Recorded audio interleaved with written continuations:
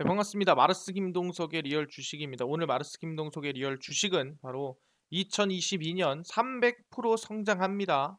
3월 이 종목에서 대박이 납니다. 찐 저평가 대장주 탑3 공개하니까요. 영상 처음부터 끝까지 어떤 종목이 300% 성장을 해서 대박이 나는지 종목 알아가시길 바라겠습니다. 그 이전에 저희 마르스 김동석의 리얼 주식 유튜브가 여러분들의 사랑으로 빠른 성장 나오고 있습니다. 현재 구독자 29,600명이고요. 3만 명을 향해 달려가고 있습니다.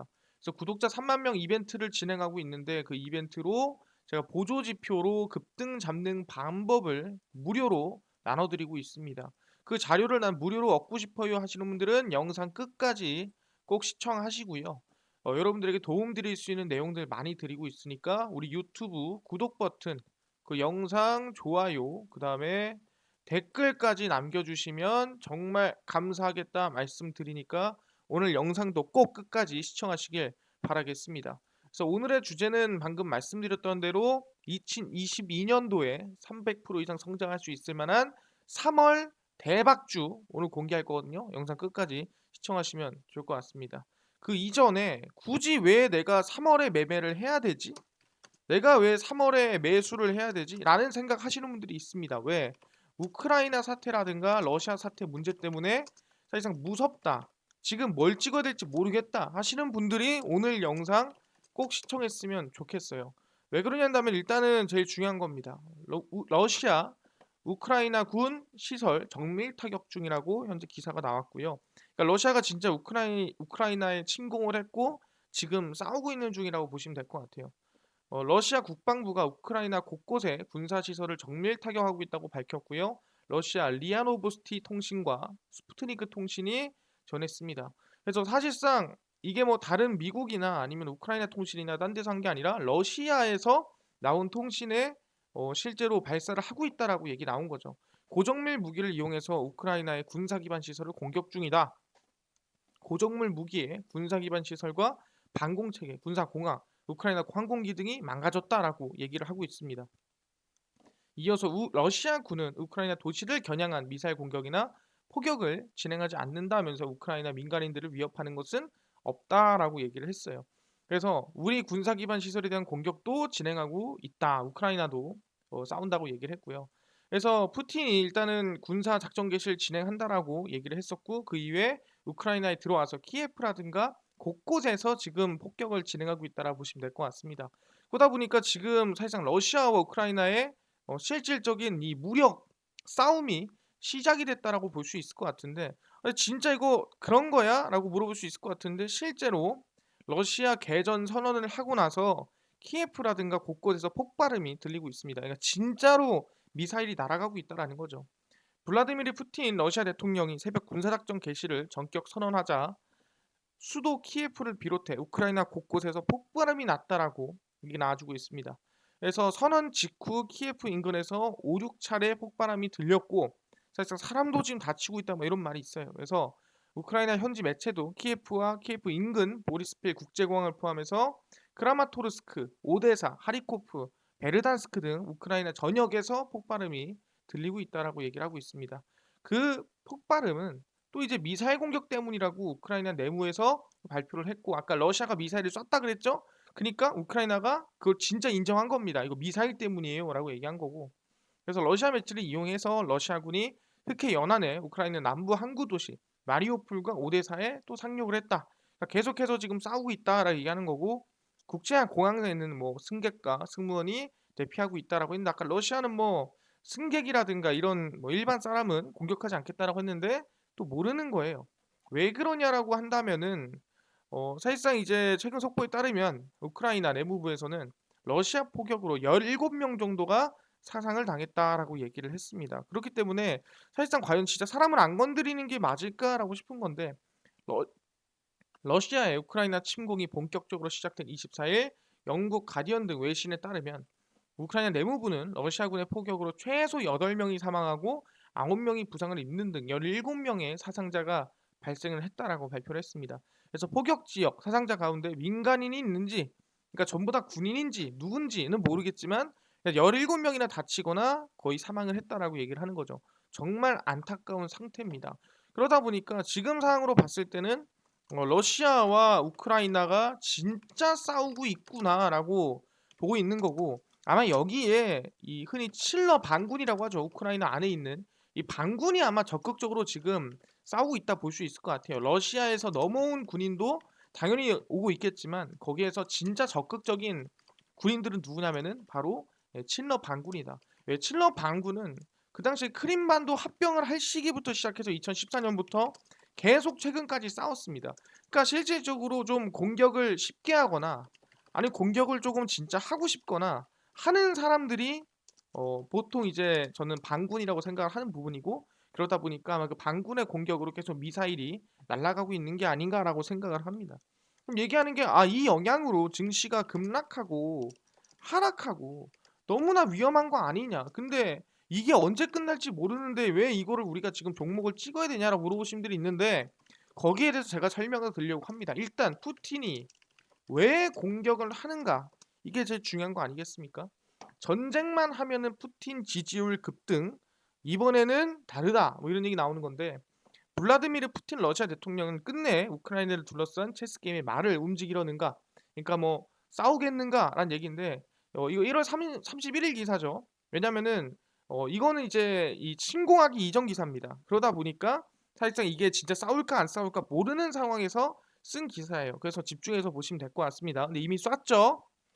우크라이나를 향한 서방의 군사적인 지원이 이어지자 서방이라 한다면 유럽과 미국입니다. 6회 공군을 총동원한 대규모 군사훈련을 맞불을 놓고 있고요. 그래서 러시아가 우크라이나를 지금 압박하고 있다라고 보시면 될 것 같습니다. 미국의 국내 총생산은 러시아 14배, 국방비 지출 17배가 넘습니다.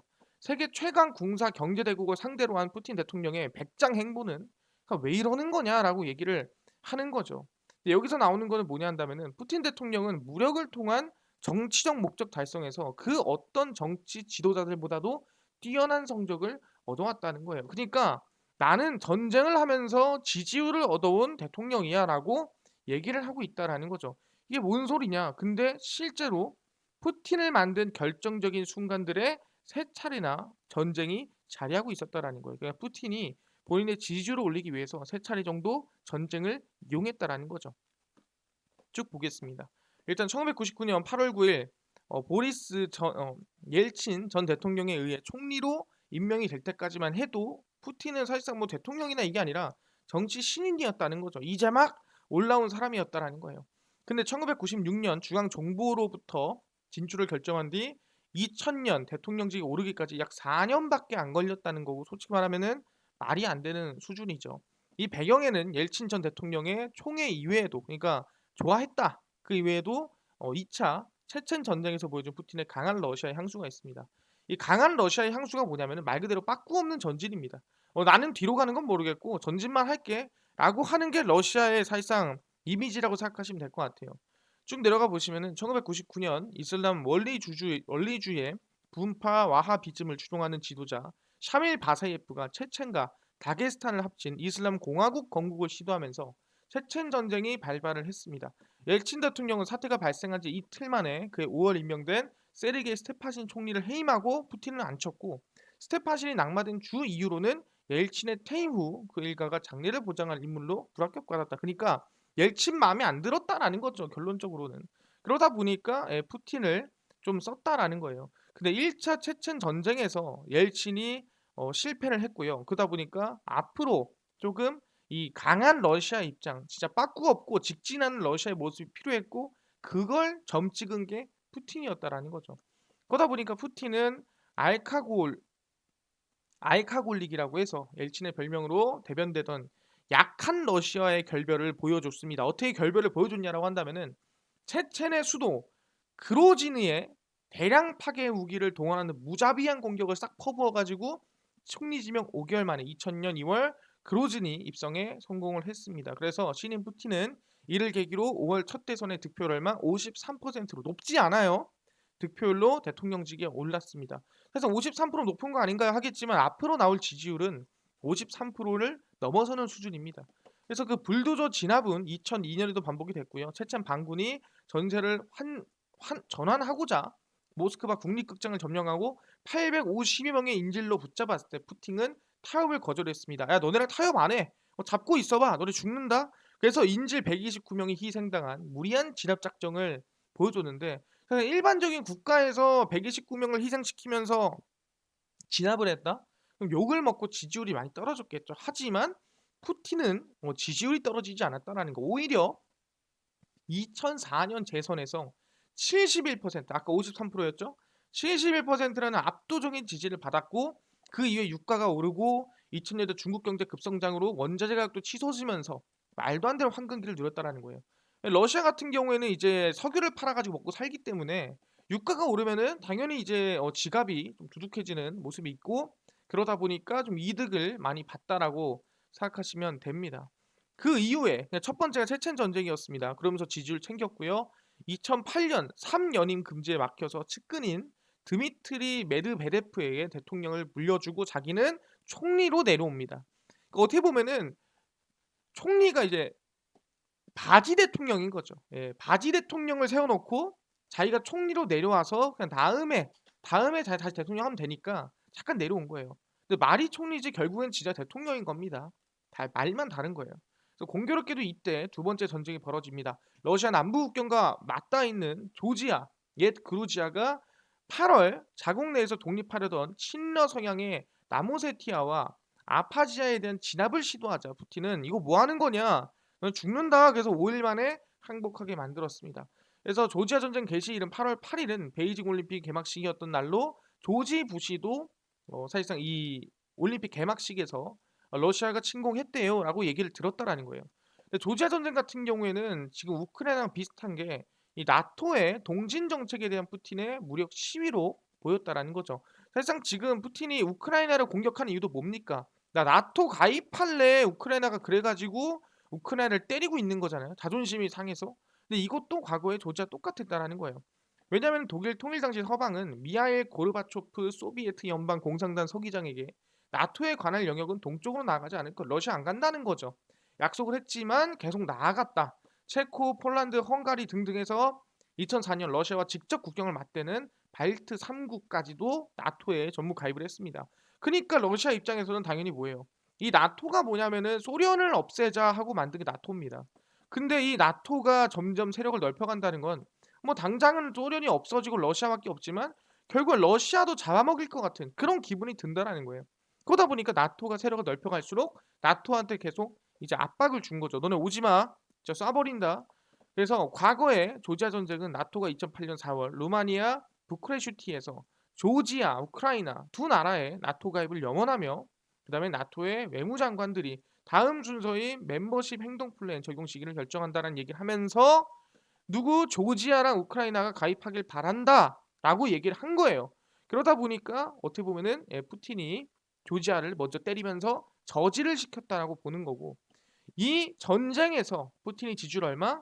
아까 53% 그다음에 70 몇 프로였죠? 그다음에 2008년도에 88%까지 말도 안 되는 수준으로 지지율이 올라갔다라고 생각하시면 될 것 같습니다. 그리고 나서 2012년 대선에 출마한 푸틴은 64%, 아까 88%에 비하면 지지율이 좀 낮았지만 그 다음에 앞으로 나올 이슈나 전쟁에 따라서 지지율도 올라갔겠죠.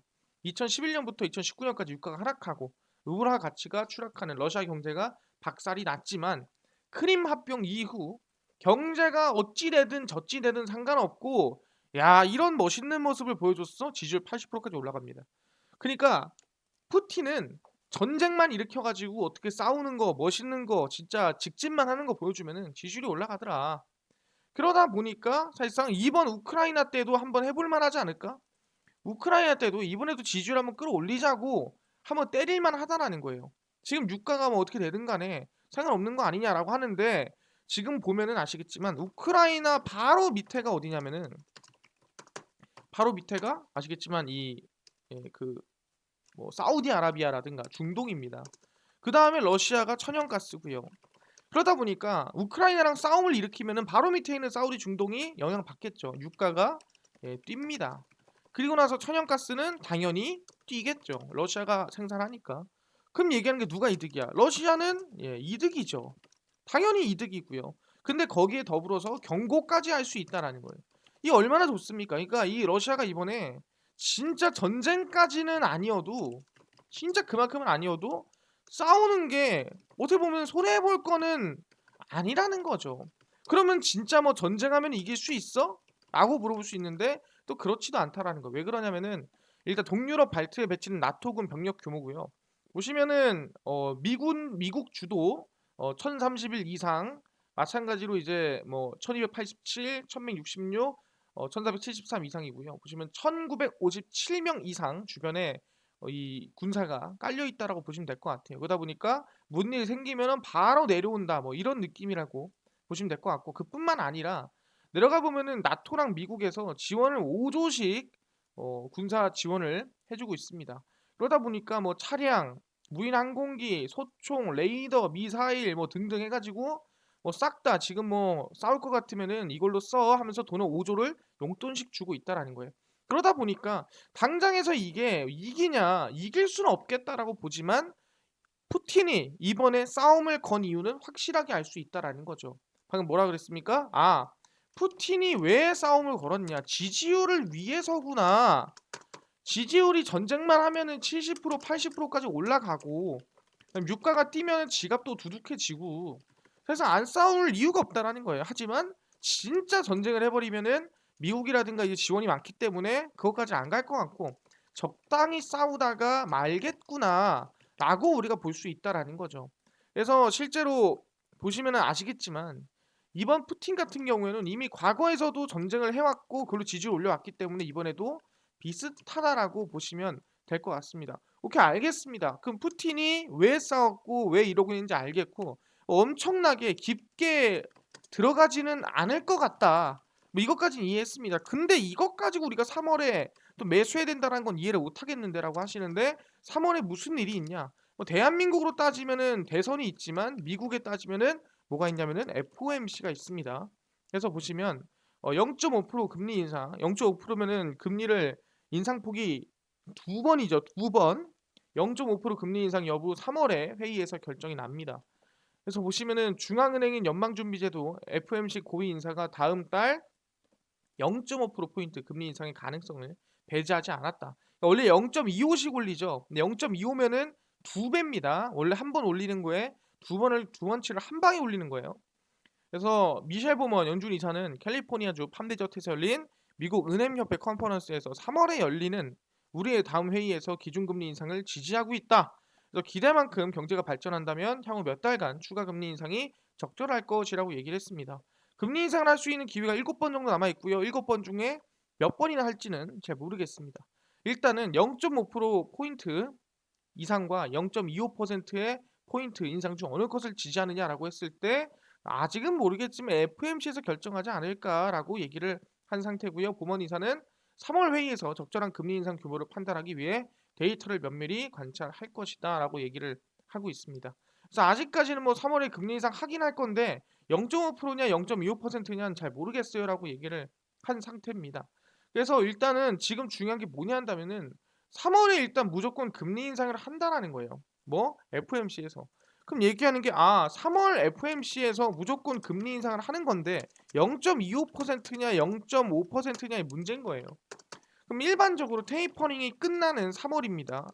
테이퍼링이 끝나면 일반적으로 증시는 바닥을 칩니다. 일반적으로. 과거에도 그랬고요. 그리고 나서 금리 인상을 할 때쯤 증시는 상승이 나오는 경우가 많습니다. 왜? 그만큼 바닥을 쳤으니까. 그럼 얘기하는 게 언제부터 증시가 바닥이냐? 3월일 가능성이 높다라는 거예요. 왜? 3월에 금리 인상할 가능성이 높으니까. 테이퍼링 가속화로 3월에 테이퍼링이 끝나니까. 이걸로 우리는 3월쯤에 저점을 찍을 가능성을 높겠구나. 푸틴도 어떻게 보면은 3월 이전까지는 지금처럼 뭐 미사일 쏘거나 하는 행동들은 거의 잦아들 겁니다. 그럼 잦아들고 금리 인상하고 그러면 3월에 우리는 좀 기회로 볼만 하다라는 건데, 무슨 기회로 볼 수 있냐라고 한다면 바로 개인적으로 얘기하자면은 예, 콘서트 그리고 리오프닝의 시작이라고 볼 수 있을 것 같아요. 이게 뭔 소리냐라고 한다면은 미국에서는 원래 콘서트를 했었습니다. 미국에서는 실제 오프라인 콘서트죠. 직접 만나가지고 하는 거를 했었는데 이젠 대한민국도 시작을 했다라는 거죠. 보시면 아시겠지만 BTS 콘서트 극장 생중계 티켓도 대박 서울 15분 만에 매진했습니다. 그러니까 나는 콘서트를 가고 싶은데 티켓이 다 팔려 가지고 못 가요 하는 사람들은 영화 극장에서 생중계를 해 줄게요. 근데 그 생중계 티켓도 대박을 냈다라는 거죠. 보시면은 그리고 방탄소년단 2년 반 만에 서울에서 는 콘서트를 극장에서 감상하는 라이브 뷰잉 티켓이 예매 직후 매진 행렬을 이어가고 있습니다.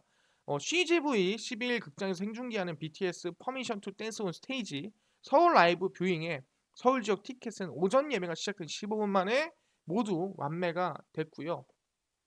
아마 이거 어떻게 보면 그것도 있지 않을까요? 네, 이거 보면은 리셀이라고 하죠. 뭐 만 원에 사가지고 뭐 이 티켓을 뭐 2만 원이나 아니면 3만 원이나 그 이상에 파는 사람도 있을 거라고 생각을 하고요. 네, 사실상 티켓을 한 번에 사는 사람이 모이면서 뭐 여러 가지 지연이 되기도 했다라는 겁니다. 그래서 코로나19 확산 이후 거의 없었던 현상이고 서울 송파구 잠실 종합운동장에서 여는 콘서트 중 두 번째 공연을 실시간으로 보여줍니다. 그래서 극장 2만 5천 석의 티켓을 오픈을 했고 약 5개 극장 5천 석을 더 판매하고 3만 석이죠. 근데 이 3만에서 이제 아시겠지만 거의 다 만을 곱하면 매출 한 3억 정도라고 생각하시면 될 것 같습니다. 그래서 말도 안 되는 수준이죠. 3만 개가 거의 말도 안 되는 속도로 매진을 하고 있는 상태다라는 거고 당연히 일반 콘서트는 당연히 매진이 됐겠죠. 그래서 잠실 콘서트가 매진이 되면서 아까 얘기한 대로 이 영화관에서도 매진이 됐다라고 생각하시면 될 것 같아요. 그래서 이게 진짜 콘서트입니다. BTS 서울 콘서트 드디어 열고요. 3월 10일부터 주경기장에서 오픈을 합니다. 팬데믹 상황에서도 미국에서 오프라인 콘서트를 성공리에 마친 방탄소년단이 서울에서도 공연을 하고요. 플랫폼 미버스에서는 퍼미션 투 댄스 온 스테이지 서울이라고 해서 3월 10일부터 12, 13에서 약 4일 동안 이 콘서트를 진행을 합니다. 그래서 오프라인 공연과 전 세계에서 관람 가능한 온라인 라이브 스트리밍을 병행을 하고요. 온라인 라이브 스트리밍은 첫날인 3월 10일과 마지막 날인 13일 공연에서 이루어지고 12일은 아까 라이브 뷰잉에서 진행이 됩니다. 그래서 2019년 10월 열린 러브 유어셀프 스피크 유어셀프 더 파이널 이게 이제 아마 개인적으로 러브 유어셀프가 아마 내 생각에는 그 페이크 러비 러브 유어셀프인가라고 기억하거든요. 아마 그럴 가능성이 높아요. 그리고 지난해 싱글 버터 퍼미션 투 댄스에서 연달아서 이제 히트곡이 빌보드 101위에 올랐죠. 그러면서 LA에서 팬들을 만나면서 공연을 했었고 2년 1개월 만에 서울에서만 또 이제 진행을 합니다. 그래서 2년 1개월 만에 연 대면 콘서트 티켓 판매 수익만 394억 원에 이른다라고 얘기를 하고요. 퍼미션 투 댄스 온 스테이지 서울 공연 예매와 관련 자세사항은 위버스에 주 공지가 됩니다. 말이 안 되죠. 예, 콘서트로 300억, 400억을 한 방에 번다는 부분이고, 근데 이뿐만 아니라 서울에서 콘서트 하는 게 아니라 플러스로 또 해외에서도 합니다. 예, 또 해요. 언제 하냐라고 한다면은 4월에 합니다. BTS가 3월뿐만 아니라 4월에도 미국 라스베이거스에서 대면 콘서트 합니다. 아까 LA에서 콘서트 했었죠. 근데 이번에는 이 라스베이거스에서 콘서트를 합니다. 4월 미국 라스베이거스에서 4차례 대면 콘서트를 열고요. 빅히트 뮤직은 4월 8일, 9일 그리고 15일, 16일 라스베이거스 얼리전트 스타디움에서 대면 콘서트를 진행을 하고요. 지난해 11월, 12월 21만 명의 관객을 동원한 로스앤젤레스 콘서트 이후 약 4개월 만에 미국 공연입니다. 그래서 지난해 공연과 마찬가지로 이번에도 티켓을 구하지 못하는 관람객을 위해 공연장 인근 MGM 그랜드 가든 아레나에서 대형 스크린을 통해 공연 실황이 중계가 되고요. 아까 얘기한 한국이랑 똑같습니다. 영화관이든 아니면은 라이브든 온라인이든 생중계를 볼 수 있게끔 해줄게라고 얘기를 합니다. 그래서 아까 3월에 서울 콘서트를 마치고 미국으로 나가는 일정이고요. 엄청 빡세죠. 그래서 한국에서 콘서트를 하고 2년 반 만에 진행하는 콘서트입니다. 그래서 말도 안 되는 사람들이 모일 것이다라고 보고 있고요. 약 회당 15,000명이 모입니다. 근데 아까 3번 진행한다고 했죠. 예, 대략 3번 정도 10일과 12일, 13일. 그러면 몇 명이 모이냐면은 정확히 한 45,000명 정도 모입니다. 근데 여기 VIP석이 있고 그다음에 그냥 일반석이 있습니다. 근데 일반적으로 가격을 우리가 평균을 내봤을 때 한 18만 원 정도라고 생각하시면 됩니다. 그럼 18만 원 곱하기 45,000 때리면은 바로 금액이 나오겠죠. 네, 18만 원 곱하기 45,000명 바로 때려버리면 81억 원입니다. 그래서 대한민국 매출만 81억 원이고요. 아까 전에 이 LA에서 21만 명이 봤다라고 얘기를 했고요. 거기서 또 18만 원 때려 보면은 얼마냐라고 한다면 378억입니다. 그리고 나서 아까 얘기한 대로 라스베이거스에서 또 콘서트를 한다고 얘기를 했습니다. 라스베이거스 콘서트도 21만 명인데 저희 몇 명이나 볼지 모르겠습니다. 대략 20만 명 비슷하게 본다 칩시다. 20만 명 본다고 치면은 또 18만 원 때려보면 얼마입니까? 그러면 또 360억이죠. 사실상 말도 안 되는 매출들이 나온다라는 거예요. 콘서트에서. 왜냐면은 이게 중요한 게 뭐냐면은 지역별로 콘서트를 하잖아요. 한 번에 하는 게 아니라. 그래서 지역마다 몇십억, 몇백억씩 나오는 거예요. 특히 대한민국도 그렇지만 해외에서는 더 크다라는 거예요. 매출이. 말도 안 되는 수준이죠. 올해 대면 콘서트를 시작하면서 아니 근데 방탄소년단 온라인 콘서트도 했었잖아요. 이거는 매출 많이 나지 않았나요? 라고 물어보신 분들이 있습니다. 사실상 이 방탄소년단이 과거에 콘서트를 했었습니다. 뭘로? 방방콘이라 그래서 방탄소년단을 방탄소년단 방구석에서 즐기는 방탄소년단 콘서트 해서 방방콘을 했었는데 그 당시 방방콘이 매출이 얼마였냐면은 그러니까 한 방이었어요. 그러니까 전 세계 동시 송출이었습니다. 이게 전 세계 동시 송출을 해서 한 방에 콘서트 가격 3만 원인가 그랬습니다. 그때 유튜브 스트리밍이어가지고 3만 원 이상은 받으면 조금 양아치고 3만 원 받아서 했었는데 매출이 약 250억 정도 났습니다. 근데 이게 중요한 게 뭐다? 아까 얘기했죠. LA에서만 아까 LA에서만 378억 원이 났습니다. 여기서만. 그리고 라스베이거스에서만 350억, 300억이 날 수도 있어요. 모르지만 이 근처 날 수 있고 100억이 날 수도 있는 거예요. 하지만 뭐다? 여기 지역별로 거의 한국도 81억이 났어. 지역별로. 근데 전 세계에 250억이 난 거야. 그럼 당연히 아시겠지만 대면 콘서트가 매출이 말도 안 되는 수준이라는 거 몇 배다? 거의 4배, 5배 이상이에요. 대면 콘서트가 매출로 보자면은 아까 얘기한 대로 4배에서 5배 이상입니다. 그러다 보니까 온라인 콘서트가 아니라 대면 콘서트가 답이다. 그럼 대면 콘서트가 시작되는 2022년부터는 뭐다? 매출이 배로 뛸 가능성이 높다라는 거죠. 그렇구나. 이것까지 우리가 이해를 해야 됩니다. 오케이, 이해를 했습니다. 근데 BTS만 콘서트를 하냐? 그렇지가 않습니다. 레드벨벳도 3월에 컴백을 하고요. 콘서트를 엽니다. SM이죠. 보시면은 최근에 에스파라든가 좀 여러 가지 활동을 많이 했었는데 이번 레드벨벳이 나옵니다. 걸그룹 레드벨벳이 스페셜 라이브 공연을 엽니다. SM 엔터 측 레드벨벳 스페셜 라이브 2022 더 리브 페스티벌 프롤로그가 3월 19일부터 20일 양일간 올림픽공원 헬드본 경기장에서 개최가 됩니다. 그래서 라이브는 지난 2019년 11월 똑같죠? 2년 3개월입니다. 아까 BTS가 2년 1개월이었죠. 레드벨벳의 단독 공연이고요. 마지막 공연 날인 3월 20일에는 콘서트장에 찾지 못한 팬들을 위해 라이브 플랫폼을 통해 생중계를 합니다. 또 똑같은 부분입니다. 이거를 우리가 알 수 있는 게 뭐냐면은 BTS처럼 정말 글로벌적인 아이돌뿐만 아니라 국내에서 유명한 아이돌도 이제 대면 콘서트를 연다라는 거예요. 이제는 뭐다? 우리가 백신도 맞았고 근데 확진자가 20만 명이 넘더라. 그러니까 이제는 계절 독감이고 우리가 독감 때문에 콘서트를 취소하진 않잖아요. 어쩔 수 없는 거예요. 그러다 보니 대면으로 가자. 그래서 콘서트가 전부 다 대면으로 가고 있습니다. 그래서 전부 다 대면으로 가기 시작하면 매출이 몇 배로 는다라는 건데 사실상 최근에 나왔던 연예인들 중에서 제일 덜 나온 사실상 소속사가 있다고 한다면은 어디냐면은 바로 YG입니다. YG가 제일 덜 나왔죠. 제일 사실상 이 연예인들의 아이돌이라든가 좀 많이 못 나왔습니다.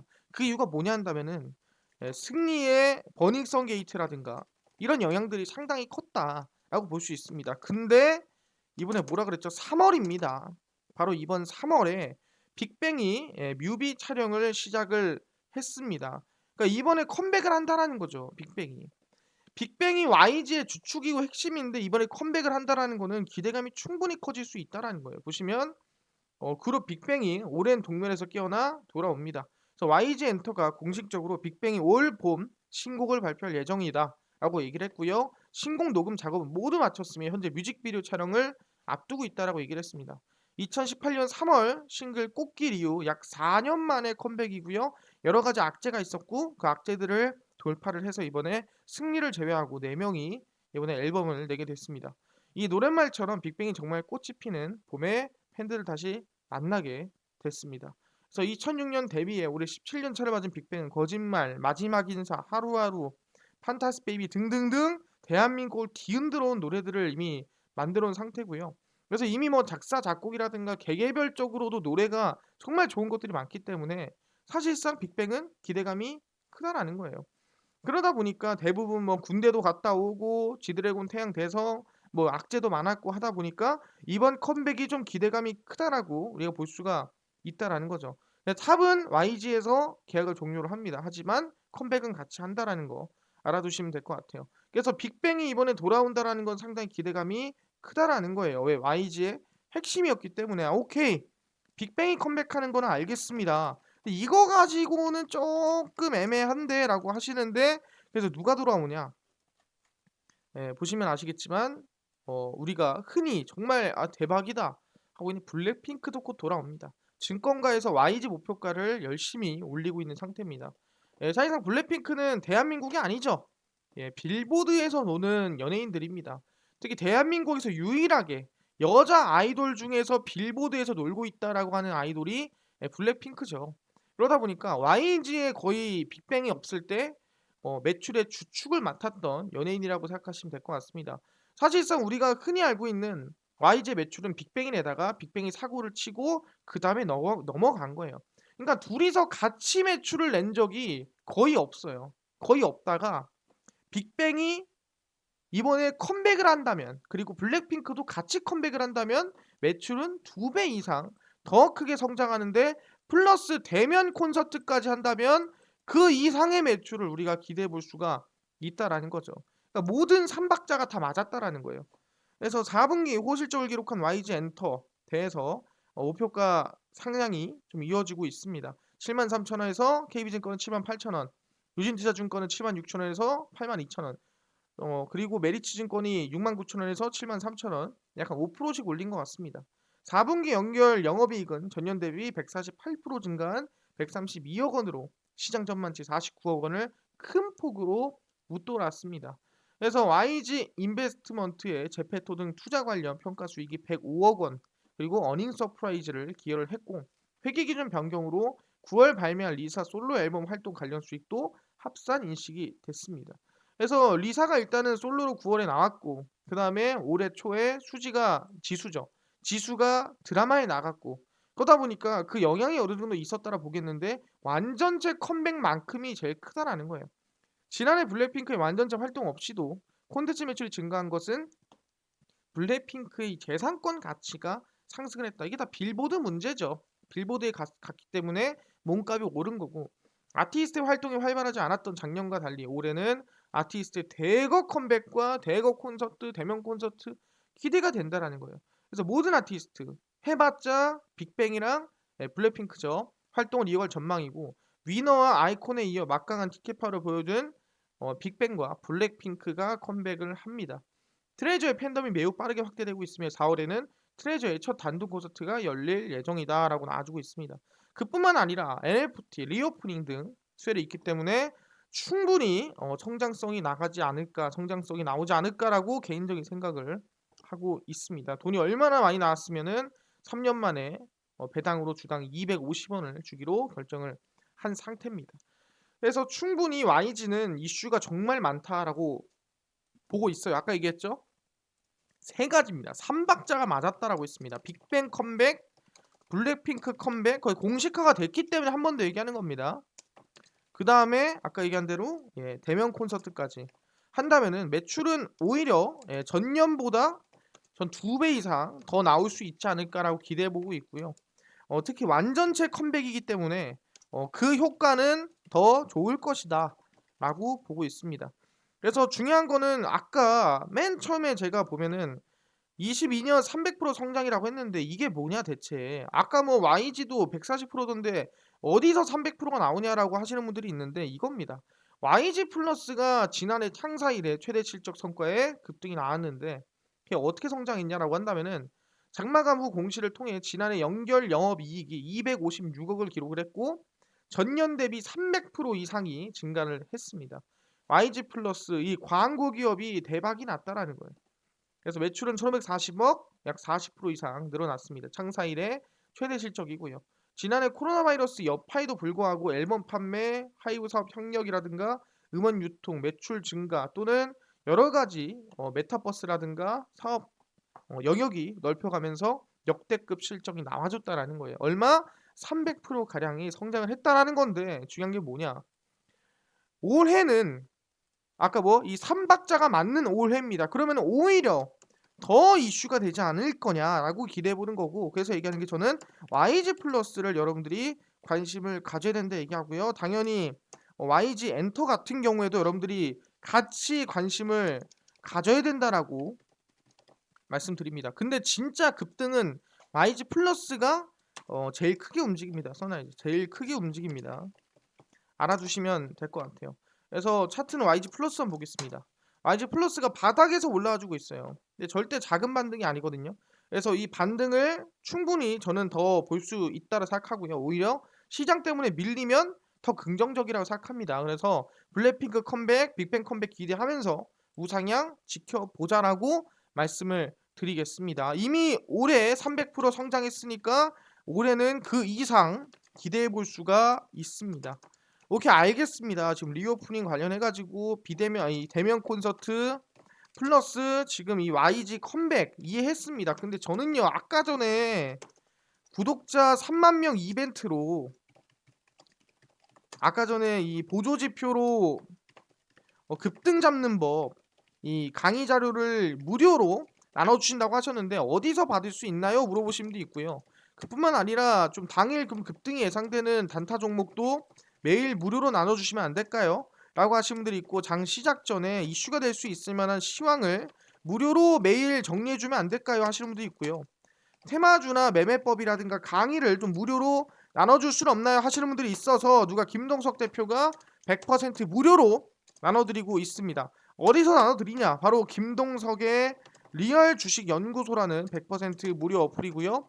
이 어플은 각 스마트폰 안에 내가 아이폰을 씁니다. 그럼 앱스토어에서 무료로 다운로드 가능하고요. 내가 갤럭시를 씁니다 하시면은 구글 플레이 또는 플레이스토어에서 무료로 다운로드가 가능합니다. 그래서 아이폰 또는 갤럭시에서 스마트폰으로 접속하시면 되고요.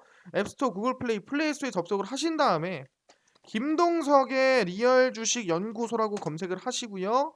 검색을 하시면 이렇게 김동석의 리얼 주식 연구소 어플이 뜨게 됩니다. 100% 무료입니다. 100% 무료로 설치 가능하니까 꼭꼭꼭꼭 설치를 하셔라 말씀을 드리고요. 이 어플을 여러분들이 설치를 하시면 이렇게 어플이 화면에 뜨게 됩니다. 김동석의 리얼 주식 연구소고요. 당일 리얼 추천주가 당일 급등 예상 종목 무료로 드리고, 극비 분석이 시황입니다. 그리고 극비 자료가 테마주라든가 강의를 무료로 알려드리고 있고요. 아니 아까 구독자 이벤트를 어디서 신청할 수 있나요? 무료로 모두가 신청 가능합니다. 무료 신청 어디서 하는지 이 추천주 누르시고요. 그럼 여기에 3만 명 구독자 특별 이벤트라고 올라와 있습니다. 이 이벤트를 클릭하시면 됩니다. 클릭하시면 여러분들이 3만 명 너무 감사합니다. 그래서 다양한 보조 지표로 급등을 포착하는 법 자료를 무료로 나눠드릴 예정입니다. 그래서 주식 보조 지표 급등 매매법 강의 자료를 무료로 나눠드리는데 어떻게 받냐? 간단합니다. 첫 번째, 마르스 김동석의 리얼 주식 유튜브 무조건 구독을 누르셔야 돼요. 돈 드는 거 아니잖아요. 무료니까 구독 버튼 꼭꼭꼭 누르시고요. 구독자분들 중에 이 리얼 주식 연구소 어플에 현재 글에다가 댓글을 참여 완료를 다시는 분들만 드리고 있습니다. 구독하시고 이 어플에 이 글에 참여 완료 댓글을 다시면 돼요. 보시면 이미 댓글에 참여 완료 참여 완료 달아 놓으셨죠? 이 어플에 들어오신 다음에 추천주 누르시고 이 3만 명 구독자 특별 이벤트 누르신 다음에 구독하시고 그 다음에 댓글을 참여 완료를 누르시면 될 것 같습니다. 그렇게 해서 여러분들에게 2월 27일까지 진행하니까 꼭꼭꼭 참여하셔라 말씀드리고요. 구독 버튼, 어플 댓글 달아놓으시면 됩니다. 이뿐만 아니라 이렇게 매일매일 추천주도 2월 25일, 2월 24일, 3일, 20일, 21일 추천주 나가고 있으니까 기대 많이 하셔라 얘기하는 거고, 실제로 이미 뭐 최근에 급등했던 종목들 중에 보시면 뭐 디어유라든가 뭐 이런 종목들 대부분 다 바닥에서 상승세가 많이 나왔다라는 거고, 그리고 YG 플러스라든가 아니면 이런 종목들도 미리미리 드렸었거든요. 그래서 2월 20일, 25일 추천주도 관심 있게 들어와서 무료로 확인하시면 좋겠다라고 말씀을 드리는 부분이고요. 그뿐만 아니라 사실상 이 급비 분석에 들어가시면 장 시작 전에 시황도 매일매일 정리해 드립니다. 오늘 장 시작 전에 해외 증시부터 국내 이슈까지 정리 다 해드리죠. 방산 관련주 관심 가지세요. 상한가 같죠? 유가 관련 상한가 같죠? 드린 거 대부분 급등이 많이 나오더라. 이 이슈만 봐도 다른 이슈 볼 필요가 없습니다. 그래서 이 시황 무료로 매일매일 장 전에 확인하시고요. 급비 자료는 테마주나 강의를 무료로 알려드리고 있습니다. 오늘 같은 경우에도 이제 뭐 최근에 방위 관련주 아니 주류 관련주 상승 많이 나왔죠. 왜 올라가는지 무슨 관련주로 올라가는지 어떤 종목이 다 정리해 드립니다. 이런 거 매일매일 무료로 올려드리니까 다 보시면 좋을 것 같아요. 그래서 김동석의 리얼 주식 연구소고요. 100% 무료 어플입니다. 종목, 시황, 테마주 모두 무료로 알아가시고요. 예, 이 어플뿐만이 아니라 저희 마르스 김동석의 리얼 주식 유튜브 여러분들 사랑으로 커가고 있으니까 구독자 3만 명 향해 달려가고 있습니다. 유튜브 구독 버튼, 영상 좋아요 버튼, 그리고 댓글까지 남겨주시면 정말 감사하겠다 말씀드리면서 오늘 영상 여기서 마치고 다음 영상에서 다시 뵙도록 하겠습니다. 감사합니다.